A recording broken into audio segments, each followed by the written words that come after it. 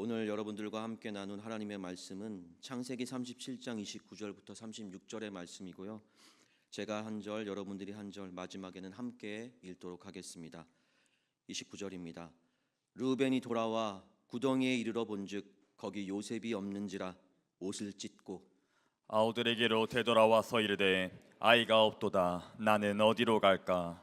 그들이 요셉의 옷을 가져다가 순념소를 죽여 그 옷을 피에 적시고 그의 채색 옷을 보내어 그의 아버지에게로 가지고 가서 이르기를 우리가 이것을 발견하였으니 아버지 아들의 옷인가 보소서 하매 아버지가 그것을 알아보고 이르되 내 아들의 옷이라 악한 짐승이 그를 잡아먹었도다.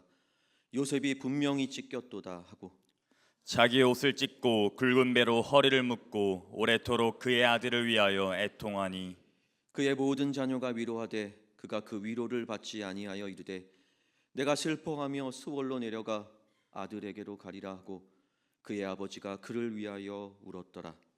그 미디안 사람들은 그를 애굽에서 바로의 신하 신의대장 보디발에게 팔았더라. 아멘. 자리에 앉으시겠습니다.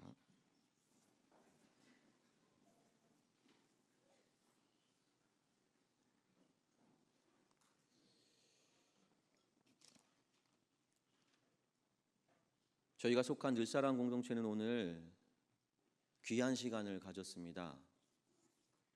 침례식을 오늘 2, 3부에 걸쳐서 행했는데요. 그 2, 3부에 저희 늘청이들도 침례를 받았습니다. 오늘 이 시간에 한몸된 우리 늘청이들이 침례를 받은 지체들을 축복하며 축하했으면 좋겠는데요. 임민서, 이하빗, 송현호, 송현승, 안도영, 최동. 잠시 좀 일어나 주실 수 있으신가요? 네. 함께 축복과 축하의 박수 올려드리겠습니다.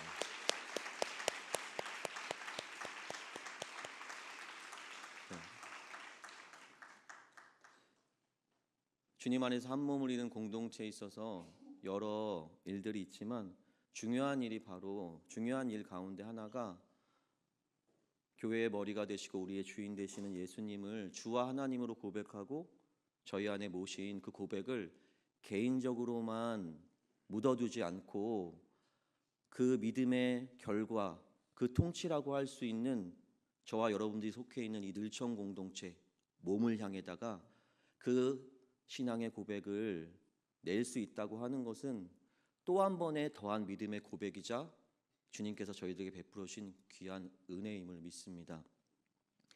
오늘 침례를 받으신 늘청의 지체분들 축복하고요.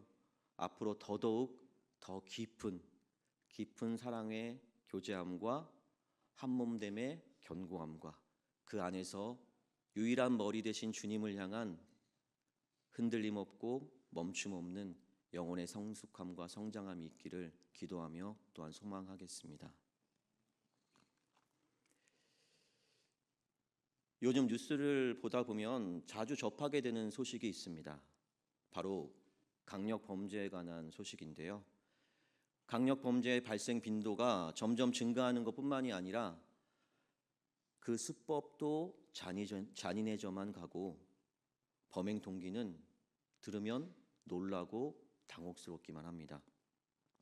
그래서 관련 뉴스를 이렇게 보다 보면 탄식이 절로 흘러나오곤 합니다. 요즘 우리가 사는 이 세상을 보면 그래서 지난주 말씀에서 육체의 욕망을 따라 무분별하게 행했던 요셉의 형들이 떠오릅니다. 요셉을 잡아먹은 악한 짐승은 바로 다름 아닌 요셉의 형들이었습니다. 그들의 처음 계획은 도단에서 요셉을 죽이고 요셉의 시신을 구덩이에 묻어버린 다음 아버지 야곱에게는 들짐승이 요셉을 잡아먹은 것처럼 알리바이를 꾸미는 일이었습니다. 여러분 뉴스에서 들어보셨는지 모르겠는데요. 시신 없는 살인 사건이라고 들어보셨나요? 요즘 종종 일어나고 있는 일입니다. 보통 살인 사건이 발생하면 사망한 피해자가 생기기 마련입니다. 그리고 피해자의 시신은 살인 사건에서 직접적인 증거가 됩니다. 가해자의 이 살해 혐의를 입증하는 가장 강력한 증거가 바로 피해자의 시신이기 때문입니다. 그런데 문제는 살인이 의심되는 상황이 너무나도 분명한데 결정적으로 피해자의 시체를 도무지 찾을 수가 없는 경우입니다. 이런 경우에는 가해자가 자백을 하지 않는다면 살해 혐의를 입증하는 것이 참으로 까다롭게 됩니다. 왜냐하면 피해자의 시체가 없는 경우에는 아무리 여러 방법으로 살해 혐의를 증명해 보아도 결국 피해자가 어딘가에 살아 있을지도 모른다는 이 의문을 깔끔하게 해소할 수 없기 때문입니다. 그래서 살인 사건이 발생하면 경찰들이 제일 먼저 피해자의 시체를 확보하려고 사건 발생 지역을 대대적으로 수색하는 모습을 아마 뉴스에서 접해 보셨을 겁니다.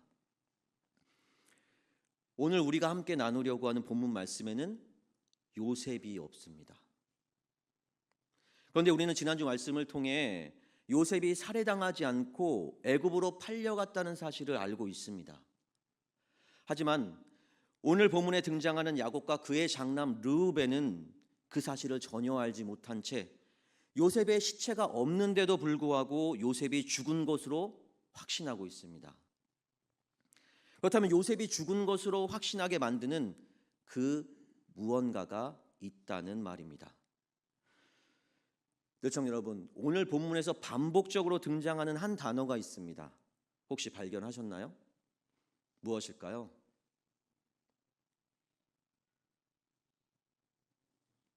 한 음절입니다. 네, 정답입니다. 옷입니다. 본문이 시작되는 29절에서부터 옷이 등장하고요.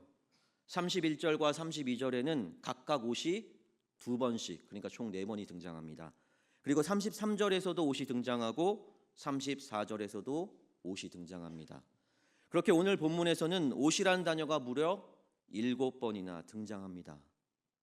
정확하게는 요셉의 옷을 가리키는 의미로 5번 등장하고 르우벤과 야곱의 옷을 가리키는 의미로 각각 한 번씩 등장합니다.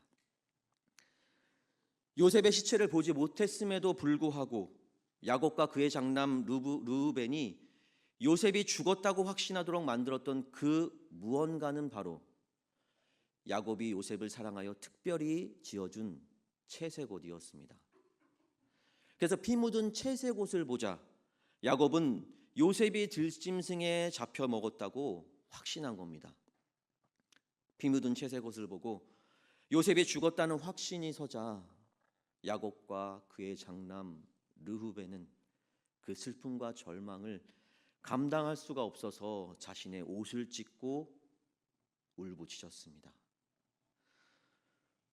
지난주 말씀을 통해 우리는 자기 욕망에 빠진 하나님의 백성이 하나님의 통치 바깥을 추구할 때 그 삶이 얼마나 비참한지를 나누었습니다.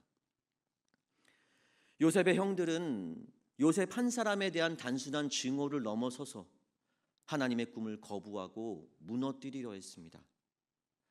그들의 증오로 인해 요셉을 상징했던 채색옷은 요셉에게서 강제로 벗겨졌고 요셉은 애굽으로 향하던 미디안 상인들에게 팔렸습니다. 악한 마음에 사로잡힌 요셉의 형들이 사실상 요셉을 잡아먹은 것입니다. 그렇다면 위태롭고 절망스러운 상황 속에서 하나님이 택한 사람과 그 사람에게 베푸신 꿈의 운명은 과연 어떻게 되는 것일까요? 형들의 바람대로 요셉과 그리고 그에게 품으신 하나님의 꿈은 이대로 망하고 마는 것일까요? 지난주 본문 말씀은 비참함의 분위기를 전해 주었다면 오늘 우리가 함께 나눌 본문 말씀은 끝에서 반전된 소망의 분위기를 전해줍니다. 그리고 그 중심에는 바로 하나님이 서 계십니다. 그래서 오늘은 본문 말씀을 통해 자기 백성의 무분별함 가운데서도 여전히 말씀하시는 하나님에 대해 나누겠습니다. 그리고 꿈에 대한 우리의 절망과 꿈을 무너뜨리려는 대적의 환경 가운데서도 우리를 향하신 꿈을 완전하게 성취해 나가시는 하나님에 대해 또한 나눠보도록 하겠습니다. 본문 29절입니다. 함께 읽겠습니다. 르우벤이 돌아와 구덩이에 이르러 본즉 거기 요셉이 없는지라 옷을 찢고. 아멘. 오늘 본문은 우리가 방금 읽었던 것처럼 르우벤이 돌아왔다는 말씀으로 시작됩니다. 그런데 여러분, 지난주 말씀을 우리가 떠올려 보신다면 좀 이상하지 않으신가요? 르우벤이 어딜 갔다 왔나요? 분명 지난주 말씀에서는 르우벤이 어디로 갔다는 그런 이야기를 듣지 못했는데 오늘 말씀은 시작부터 르우벤이 돌아왔다고 말씀합니다. 그러니까 르우벤이 분명 형제들 사이에서 쭉 있었다고 생각했는데 사실은 형들이 주인공이 되어 펼쳐냈던 비참한 스토리 가운데 어느 시점부터는 르우벤이 다른 형제들과 같이 있지 않았다는 겁니다. 그렇다면 과연 르우벤은 어느 시점까지 다른 형제들과 함께 있었던 것일까요? 그리고 그때 르우벤은 무엇을 하고 있었을까요? 여러분, 요셉의 형들은 하나님의 그늘 바깥에서 머무는 삶을 추구하는 자들의 이 무분별함과 무질서함을 제대로 보여주었습니다. 마치 브레이크가 고장나 전혀 통제되지 않는 자동차처럼 요셉의 형들은 구별되어야 할 자신의 행동들을 무분별한 의식의 흐름에 다 내던져주고 말았습니다. 요셉의 형들은 도단에서 요셉을 만나자 증오가 이끄는 대로 요셉을 죽이기로 마음먹습니다. 그리고 거리낌 없이 요셉을 구덩이에 던져 넣습니다. 그러더니 갑자기 그 구덩이 옆에 앉아서 개걸스럽게 음식을 먹습니다. 또 먹는가 싶더니 또 갑자기 그들의 시선을 자극하는 미디안 상인들에게 관심을 보이다가 갑자기 또 마음을 바꿔 그들에게 요셉을 팔아 넘깁니다. 그런데 형들의 계획이 처음부터 이랬던 것은 아니었죠. 그들의 처음 계획은 도단에서 요셉을 죽이고 그 시체를 구덩이에 버리는 것이었습니다. 하지만 그들은 생각을 바꿔 요셉을 산채로 구덩이에 던져 넣습니다. 바로 이때 형들의 무분별한 의식의 흐름을 바꾼 한 사람이 등장하는데요. 그가 바로 르우벤입니다. 지난주 본문 말씀이었던 창세기 37장 21절에서 22절입니다. 르우벤이 듣고 요셉을 그들의 손에서 구원하려 하여 이르되 우리가 그의 생명은 해치지 말자. 르우벤이 또 그들에게 이르되 피를 흘리지 말라. 그를 광야 그 구덩이에 던지고 손을 그에게 대지 말라 하니 이는 그가 요셉을 그들의 손에서 구출하여 그의 아버지에게로 돌려보내려 함이었더라. 아멘. 지금 르우벤은 증오라는 감정에 자신을 내던지고 폭주하던 다른 형제들을 어떻게 해서든 멈춰 세우고자 했습니다. 그래서 그들이 하나님 앞에 범죄하지 않도록 폭주하던 형제들의 영혼에 사력을 다해 긴급 제동 브레이크를 걸었던 겁니다. 르우벤이 이를 통해 악한 마음으로 폭주하던 형제들이 제발 잠시라도 멈출 수 있게 되기를 소망했습니다. 그리고 증오에 사로잡혀 가던 그들의 마음이 제발 잠시라도 이 분별할 수 있는 쉴 틈을 얻게 되기를 간절히 바랬습니다. 그런데 감사하게도 폭주하던 형제들에게 자신을 던진 르우벤의 그 헌신으로 인해 악한 생각에 치우쳐 폭주하던 형제들의 이 방향이 틀어지게 됩니다.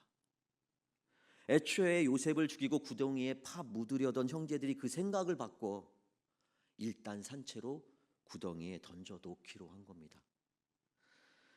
형제들은 온전히 자신들의 판단에 따라 그렇게 했다고 생각했겠지만 형제들의 생각의 흐름을 폭주하던 방향과는 다른 방향으로 틀어놓은 것은 사실 르우벤이 형제들의 영혼에 가한 충격 때문이었습니다. 그렇다면 증오를 따라 폭주하던 형제들의 생각을 바꿔놓기 위해 르우벤이 취한 행동은, 그 방법은 무엇이었을까요?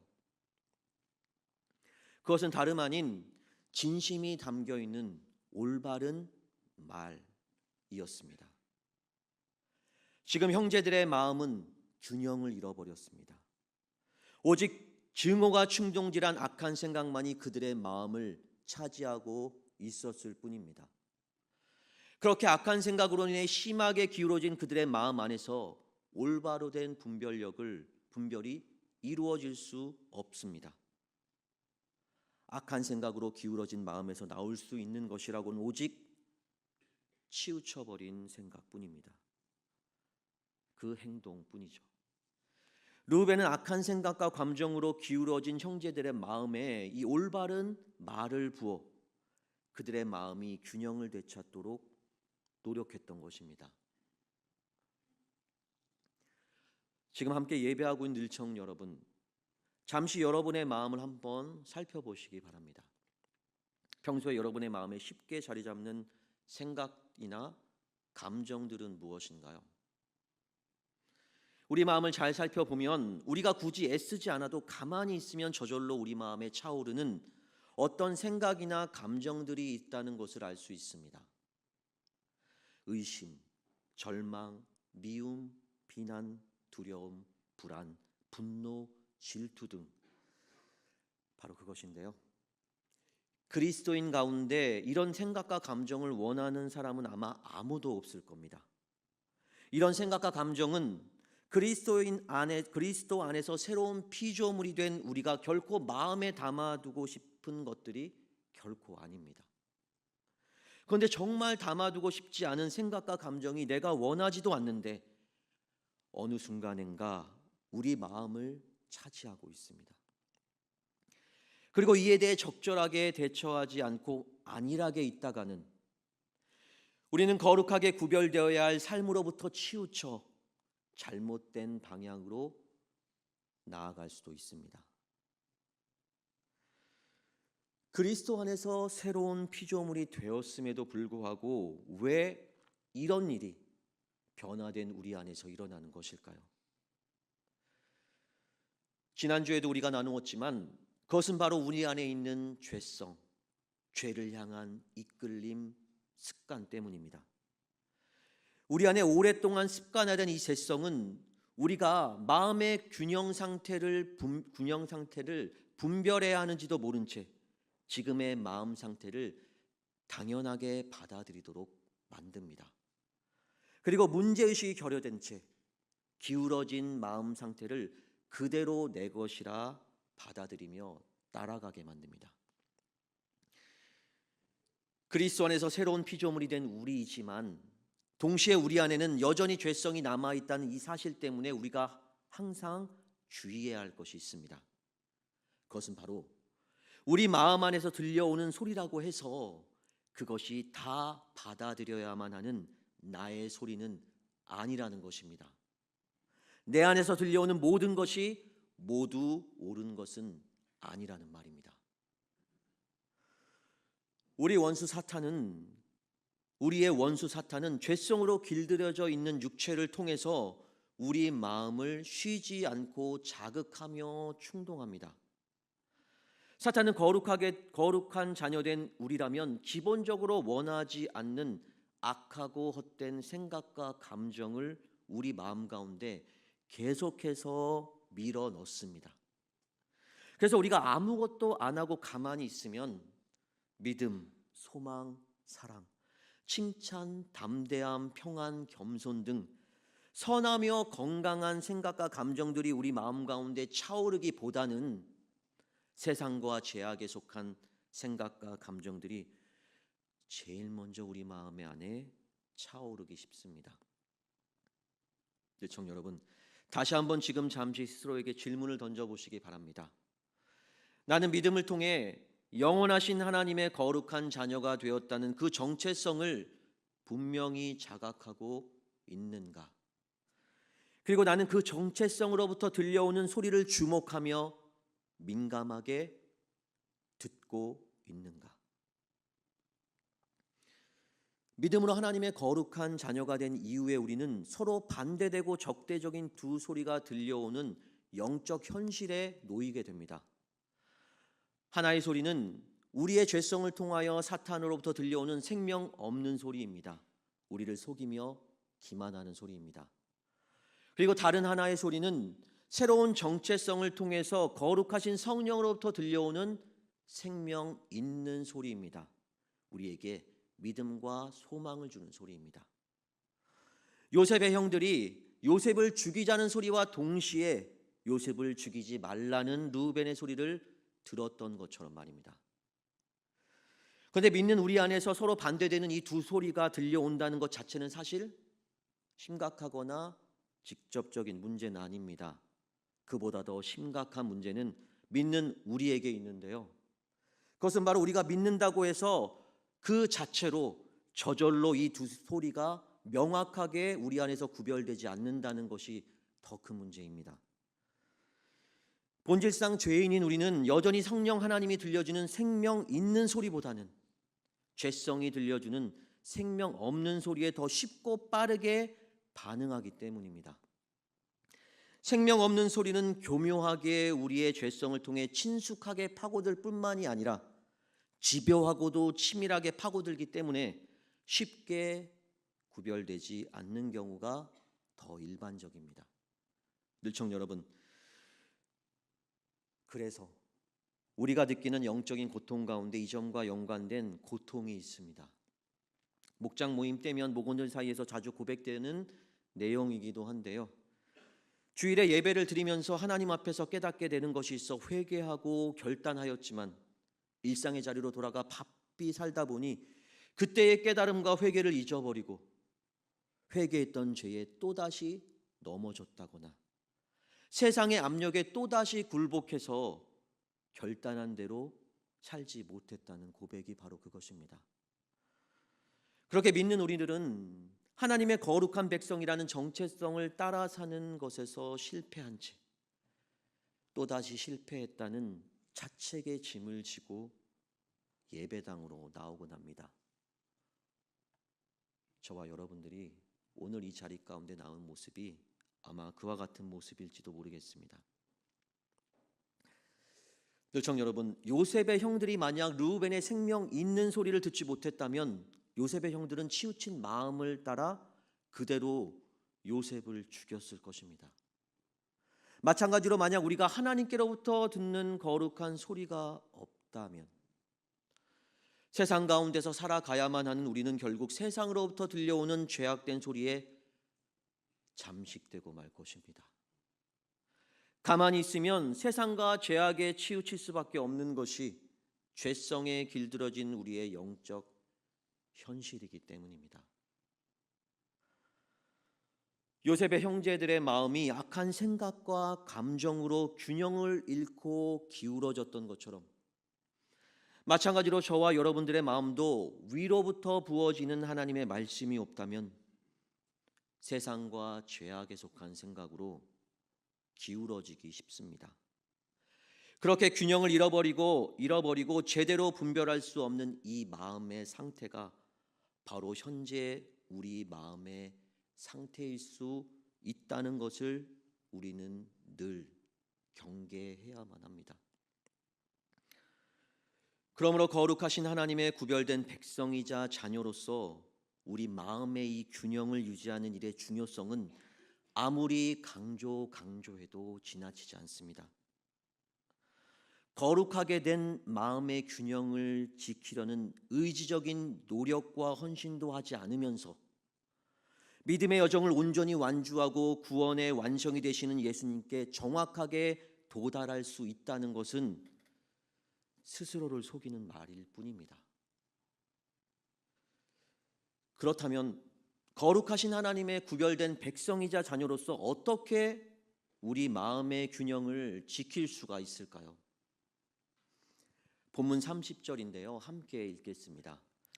아우들에게로 되돌아와서 이르되 아이가 없도다. 나는 어디로 갈까? 아우들에게로 되돌아와서 이르되. 증오의 감정에 휩쓸려 무분별하게 행하던 아우들에게로 맏형 르우벤이 다시 돌아왔다고 말씀합니다.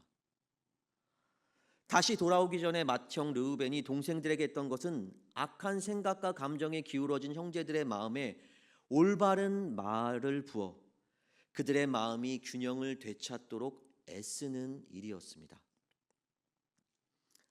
하지만 아우들은 맏형 르우벤의 선한 말을 처음에는 듣는 듯 하였지만 결국에는 다른 방향으로 악한 일을 저지르고 맙니다. 요셉을 죽이려다가 결국 팔아 넘긴 겁니다. 그런데 마음의 균형을 되찾는 일을 실패한 아우들, 선하고 의로운 길을 따르는 일에서 실패한 아우들에게로 바로 맏형 르우벤이 다시 돌아온 것입니다. 아우들에게로 다시 돌아온 르우벤은 또다시 그들에게 외칩니다. 동생에게 악을 행하고도 죄책감을 느끼거나 슬퍼할 줄 모르는 아우들의 이 마비된 양심에다 대고 식어진 양심에다 대고 르우벤은 옷을 찢으며 부르짖었습니다. 비록 르우벤의 처음은 실패하였지만 침묵하지 않고 또다시 그들의 마비된 양심, 식어진 양심이 깨어나도록 그들의 마음을 사력을 다해 두드렸던 것입니다. 느청 여러분, 르우벤의 이 같은 모습을 보고 있자면 우리 가운데 행하시는 성령님이 떠오릅니다. 성령께서 우리 가운데서 행하시는 일은 우리에게 거룩하고 빛된 소리를 들려주시는 일입니다. 르우벤이 돌이킬 줄 모르고 악을 행하는 아우들에게 다시 돌아와 처음과 동일하게 생명의 소리를 전해주었던 것처럼 성령님께서도 반복적으로 죄에 넘어지고 또다시 세상에 굴복하는 연약한 우리들을 포기하지 않으시고 또다시 거룩한 생명의 소리를 들려주십니다. 그리고 우리 마음의 성소가 다른 소리들로 채워져 무분별해지려 할 때 성령 하나님은 마치 르우벤이 아우들에게 그랬던 것처럼 악과 세상에 속한 생각들로 치우친 우리 마음을 조정해 주시는 일을 합니다. 균형의 회복자로서의 역할을 우리 가운데 행하시는 겁니다. 죄 짓는 습관을 짊어지고 살아가는 연약한 우리들이 우리 스스로의 힘으로 우리 마음을 지켜낼 수 있을까요?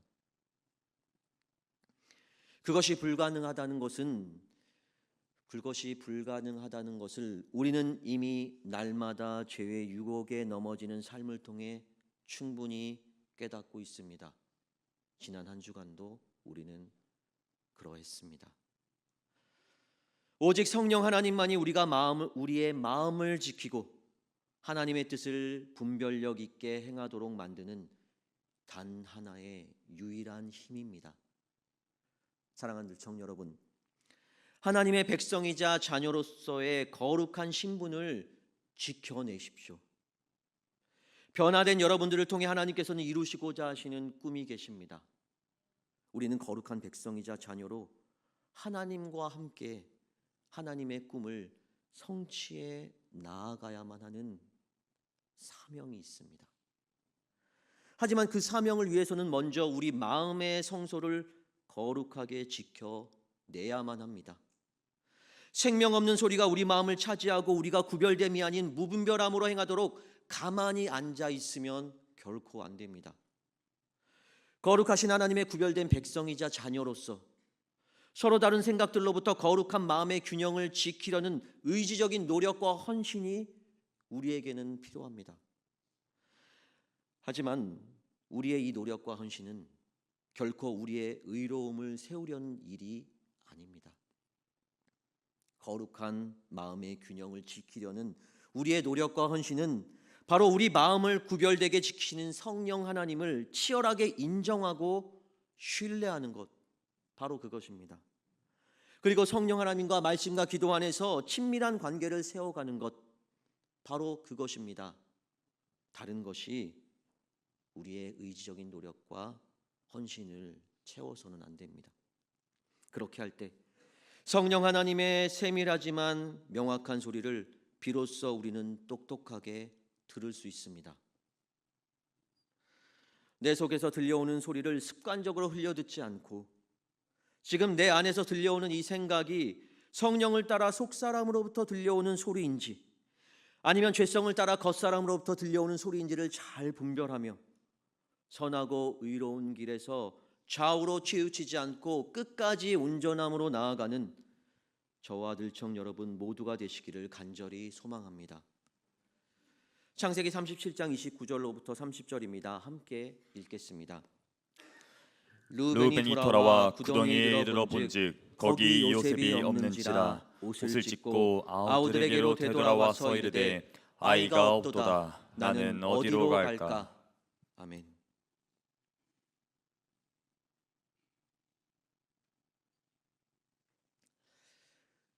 맏형 르우벤은 어떻게 해서든 요셉의 목숨을 구하고자 노력했습니다. 하지만 르우벤의 모든 노력은 수포로 돌아가고 맙니다. 르우벤이 잠시 자리를 비운 사이에 아우들이 요셉을 미디안 상인들의 손에 팔아 넘겨버린 겁니다. 어떻게 해서든지 상황을 만들어 구덩이에서 요셉을 구하고 그를 아버지에게로 돌려보내려던 르우벤의 꿈은 꺾여버렸습니다. 그리고 장자로서 르우벤은 자신의 동생을 지켜내지 못했다는 사실에 무거운 책임감을 느끼며 절망했습니다. 30절에서 아이가 없도다. 나는 어디로 갈까? 르우벤의 이 고백에는 요셉, 곧 꿈을 잃어버린 자의 절망과 좌절이 담겨 있습니다. 꿈을 잃어버렸기에 목표와 방향을 상실한 르우벤은 어디로 갈지 막막했던 겁니다. 그런데 여러분, 꿈을 잃고 절망에 빠진 사람은 르우벤만이 아니었습니다. 본문 31절부터 34절입니다. 그들이 요셉의 옷을 가져다가 순념소를 죽여 그 옷을 피해 적시고 그의 채색 옷을 보내어 그의 아버지에게로 가지고 가서 이르기를 우리가 이것을 발견하였으니 아버지 아들의 옷인가 보소서 하며 아버지가 그것을 알아보고 이르되 내 아들의 옷이라 악한 짐승이 그를 잡아먹었도다. 요셉이 분명히 찢겼도다 하고 자기 옷을 찢고 굵은 배로 허리를 묶고 오래도록 그의 아들을 위하여 애통하니. 아멘. 요셉이라는 꿈을 잃고 절망에 빠진 또 한 사람이 등장합니다. 바로 아버지 야곱입니다. 야곱은 요셉의 형들과 자신의 양떼의 안전을 확인하기 위해 위험 지역이라는 것을 알면서도 요셉을 홀로 세겜으로 보냈습니다. 그런데 그곳에서 요셉이 죽었다는 소식을 전해 들은 겁니다. 한 집안의 가장이라는 책임감을 가지고 행한 일 때문에 자신이 너무나도 아끼는 아들 요셉이 희생되고 만 겁니다. 요셉을 보내지 말았어야 했는데, 요셉을 혼자 보내지 말았어야 했는데 야곱이 얼마나 자책하고 후회했을까요? 본문 35절은 야곱의 그 헤어나올 수 없는 깊은 절망을 고스란히 담고 있습니다. 함께 읽어볼까요? 그의 모든 자녀가 위로하되 그가 그 위로를 받지 아니하여 이르되 내가 슬퍼하며 수올로 내려가 아들에게로 가리라 하고. 꿈을 잃어버렸기에 목표와 동기를 상실한 야곱은 삶에 대한 의지를 내려놓고 자포자기합니다. 그런데 여러분, 우리가 앞에서 나누었던 것처럼 나누었던 시신 없는 살인 사건을 다시 떠올리며 이 야곱의 절망을 다시 생각해 볼 필요가 있습니다. 요셉의 형들은 요셉을 팔아버린 이후에도 악을 계속해서 행하는데요, 바로 자신들의 죄악을 숨기기 위해 증거를 조작합니다. 바로 요셉에게서 강제로 벗겼던 그때 그 채색 옷에 짐승의 피를 발아 야곱에게로 보냅니다. 그러니까 지금 야곱은 요셉의 시체를 보고 절망한 것이 아니라 누구의 것인지도 불분명한 피가 묻은 채색 옷만을 보고 이토록 깊은 절망에 빠져버리고 만 겁니다. 더 나아가 형들은 말조차 꺼내지 않았음에도 야곱 스스로 판단하며 요셉이 짐승에 잡혀 먹었다는 결론까지 내버립니다. 살인사건에서 직접적인 증거는 바로 피해자의 시신이라고 말했습니다. 그러니까 시신이 없다면 다른 여러 간접 증거들을 모은다 하여도 어딘가에 피해자가 살아있을지도 모른다는 이 가능성을 완벽하게 제거해 버릴 수 없습니다. 지금 야곱에게는 요셉의 시체라는 직접 증거가 없습니다. 증거라고는 피 묻은 채색옷이라는 간접 증거 하나뿐인데 이조차도 조작된 증거입니다. 그런데 야곱은 단지 피 묻은 채색옷만을 가지고 요셉이 확실하게 죽었다고 단정지어 버리고 맙니다. 시청 여러분, 야곱이 피 묻은 채색옷을 보자마자 요셉의 죽음을 단정지은 것을 두고 야곱의 성급함을 우리가 비난할 수 있을까요? 야곱이 성급했던 것이 사실이더라도 그것을 저와 여기 모인 그 어느 누구도 비난할 수 없는 것은 그것이 우리 인간의 연약함과 허물이기 때문입니다. 야곱은 가장이라는 책임을 지고 자신의 나머지 아들들의 안전을 확인하기 위해 요셉을 세겜으로 보냈습니다. 하지만 요셉을 그렇게 보내놓고 얼마나 걱정을 했을까요? 그런데 걱정했던 일이 현실이 돼버리고 말았습니다. 그러니 야곱의 자책과 후회는 이루 말할 수 없었던 겁니다. 죄성에 연약한 우리 인간은 죄악과 세상의 유혹에 빠지기도 쉽지만 어둡고 부정적인 생각에 치우치기도 쉽습니다. 그리고 판단을 그르치기도 참 쉽습니다. 원수 사탄은 바로 우리의 이 연약함을 적극적으로 이용합니다. 요셉을 보내지 말았어야 했는데 라는 야곱의 후회를 이용하는 사탄은 후회의 소리를 증폭시켜 야곱의 마음에 끝없는 메아리처럼 후회를 울려댔습니다. 그리고 사탄의 그 일은 성공적인 듯 보입니다. 후회의 구덩이에 빠진 야곱이 더 이상 소망할 생각을 포기하고 절망의 자리에 그대로 주저앉아 버렸기 때문입니다. 원수 사탄은 야곱을 후회의 구덩이에 몰아넣고 절망으로 완전히 파묻어서 야곱이 더 이상 꿈을 꿀 가능성조차도 완전히 말려버릴 계획이었습니다. 그렇게 요셉이라는 하나님의 꿈이 요셉의 형들에 의해 구덩이에 빠졌고 르우벤과 야곱은 절망에 빠졌습니다.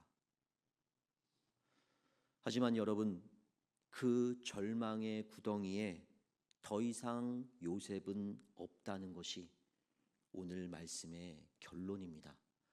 본문 35절에서 36절인데요. 함께 읽어보도록 하겠습니다. 그의 아버지가 그를 위하여 울었더라. 그 미디안 사람들은 그를 애굽에서 바로의 신하 신의대장 보디발에게 팔았더라. 35장과 36장은 히브리 원어의 구조상 양쪽의 아버지와 36절에 미디안 상인들을 접속사로 동일하게 붙여놓고 있습니다.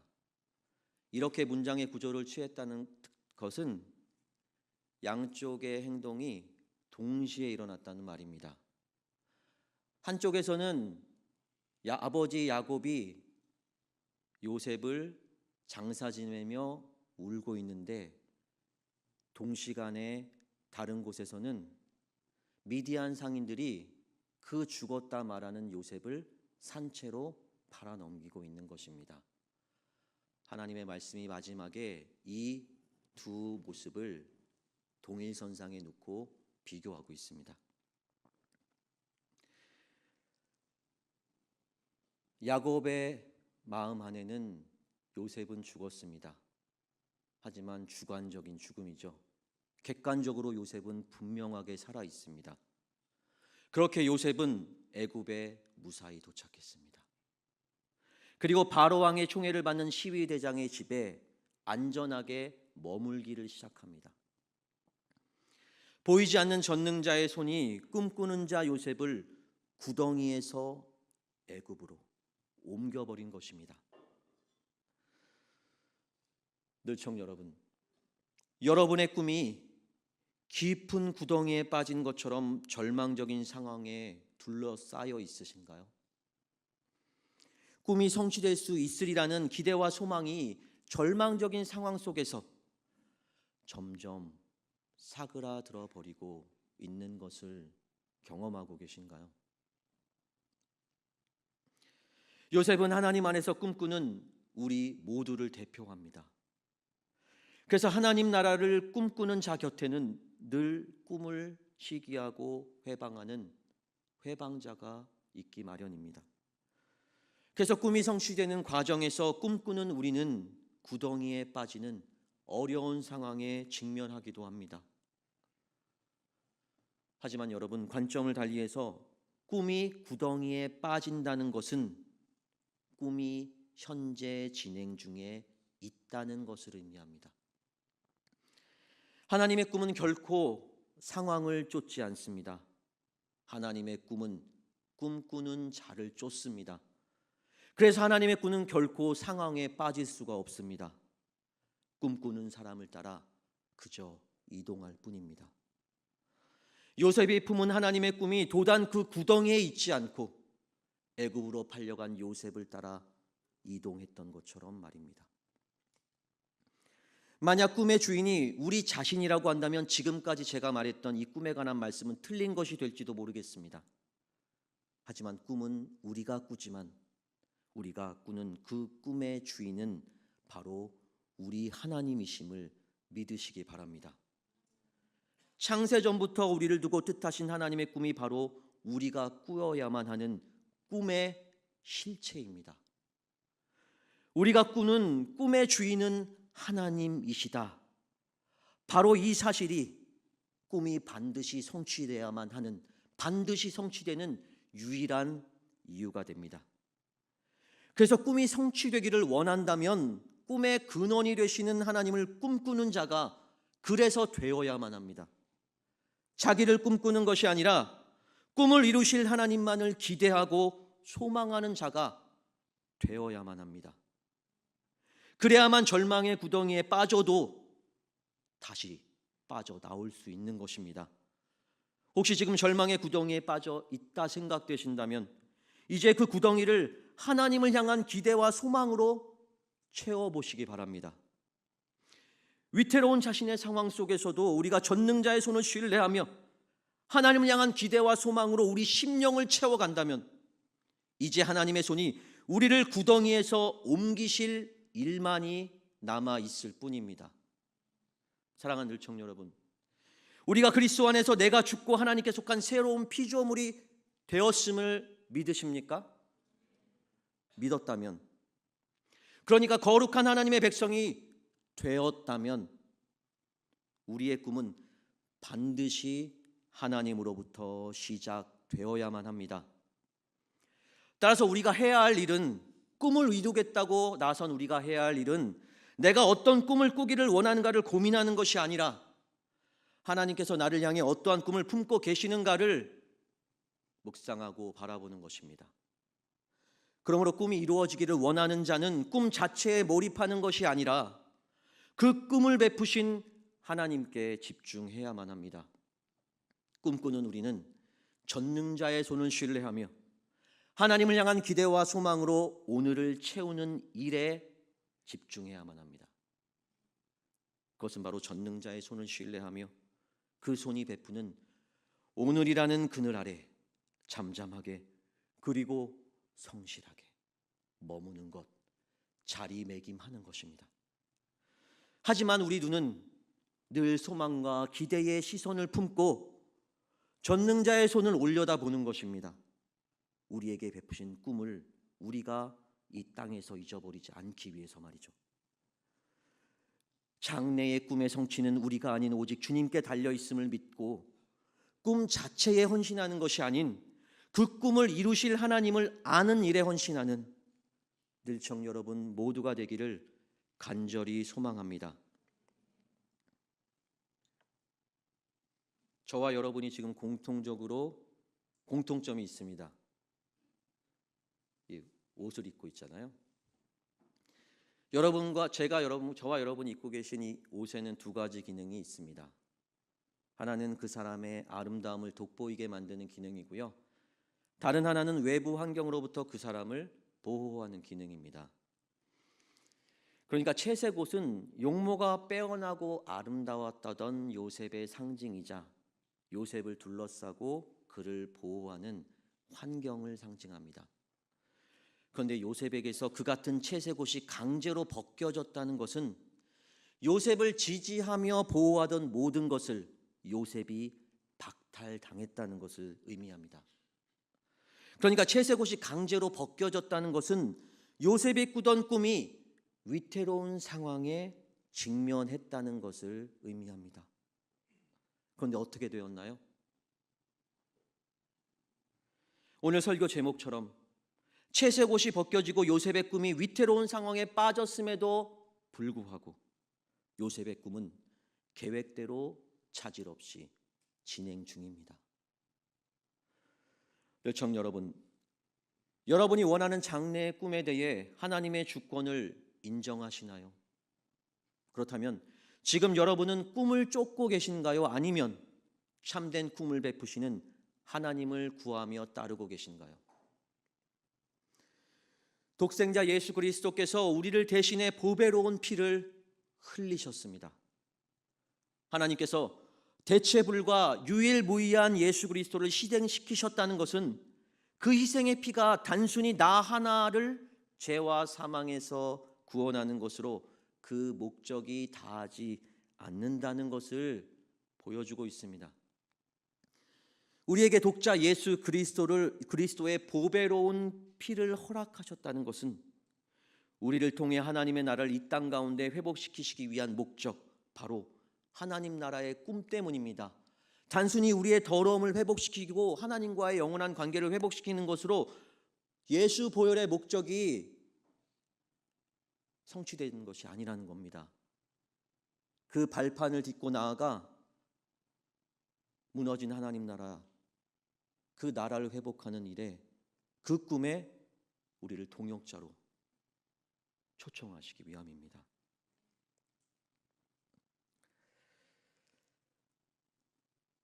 그래서 우리에게 펼쳐진 이 믿음의 여정, 우리를 향하신 하나님의 꿈을 발견하고 그 꿈에 동참하는 여정이기도 합니다. 사랑하는 들청 여러분, 여러분 모두가 요셉처럼 꿈꾸는 자들이 되기를 소망합니다. 세상이 기뻐하고 스스로를 만족시키는 꿈이 아니라요, 하나님이 기뻐하시고 하나님의 나라를 만족하는 꿈을 꾸시기를 소망합니다. 거룩한 하나님 나라의 꿈이 여러분의 마음의 성소에 온전히 자리 잡도록 육신에 속한 생명 없는 소리로부터 날마다 여러분의 마음을 구별짓는 삶을 살아내시기를 소망합니다. 그를 위해 여전히 말씀하시는 성령 하나님의 세밀한 음성에 귀 기울이며 우리의 꿈을 모든 것 가운데서도 불구하고 완벽하게 이루어 가시는 전능자의 손을 소망 중에 의지하는 늘청 여러분 모두가 되시기를 간절히 소망합니다.